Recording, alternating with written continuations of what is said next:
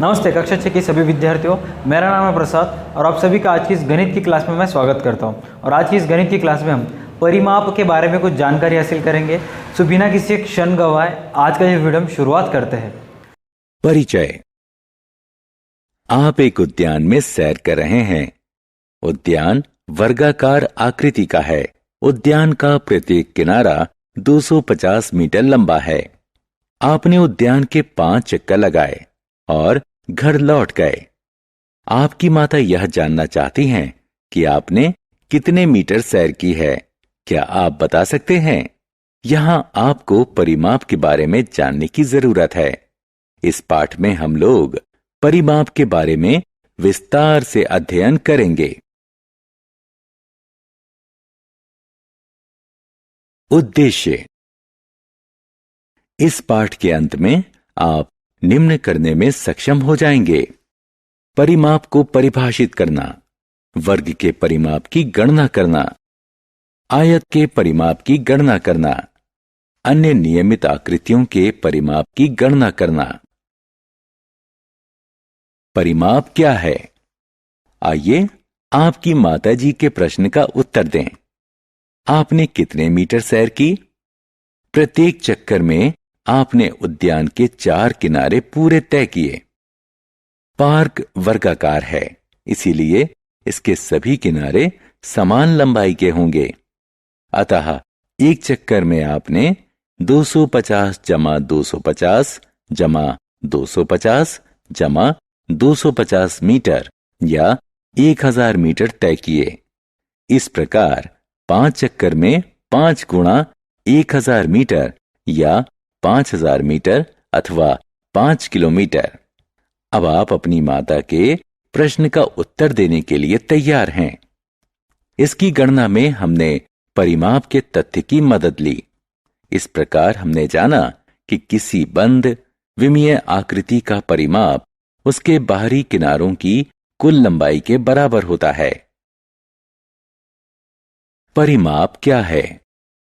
यहां हम किसी आकृति के परिमाप ज्ञात करने के लिए एक बहुत ही सरल तकनीक की मदद लेंगे। एक बंद ज्यामितिक आकृति लेते हैं, जैसे कि वृत्ताकार, वर्गाकार, आयताकार या त्रिभुजाकार इत्यादि। अब एक धागे को ली गई आकृति के चारों किनारों से इस तरह से लपेट लें कि धागा ढीला ना रहे। अब धागे की उस लंबाई को जो आकृति के साथ लपेटी गई है माप लेते हैं। इस प्रकार धागे की मापी गई लंबाई उस आकृति का परिमाप होगा।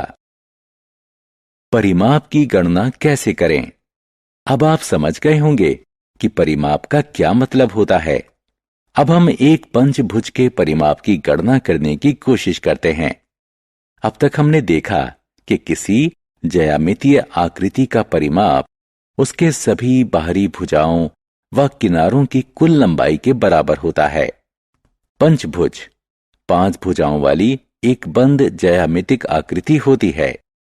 माना कि पंचभुज के बाहरी किनारों AB, BC, CD, DE एवं EA की लंबाई क्रमशः 4 सेंटीमीटर, 5 सेंटीमीटर, 3 सेंटीमीटर, 3 सेंटीमीटर एवं 4 सेंटीमीटर है।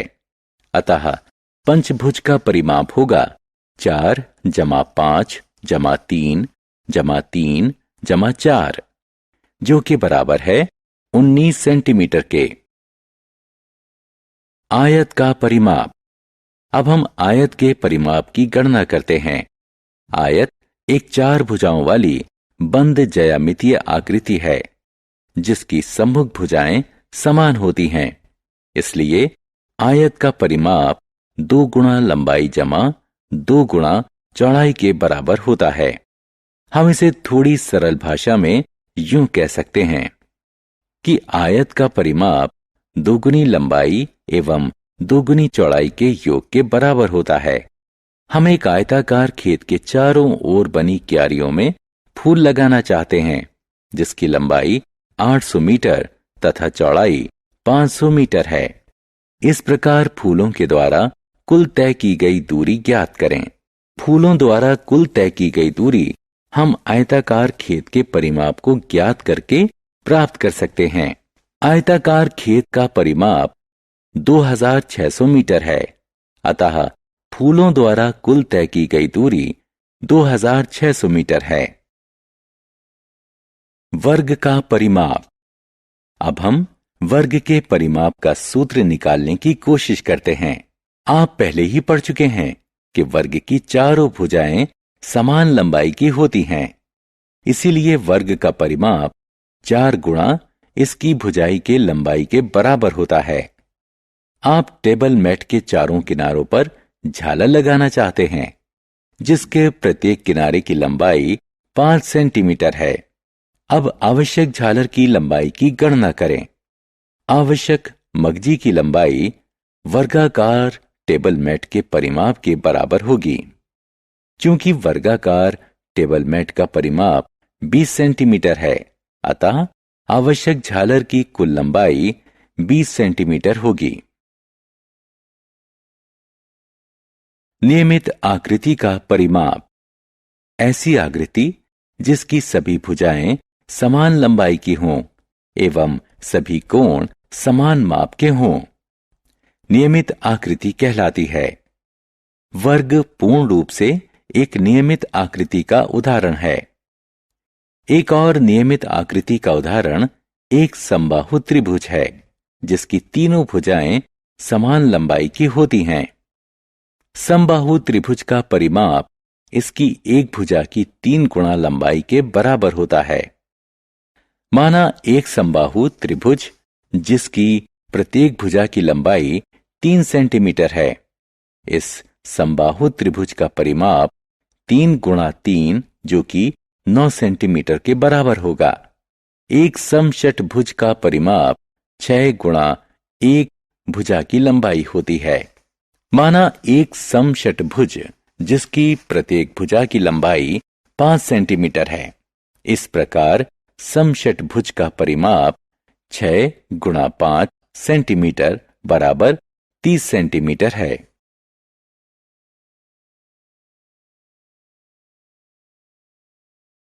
सारांश। आइए हमने जो कुछ सीखा है उसे संक्षेप में दोहराएं।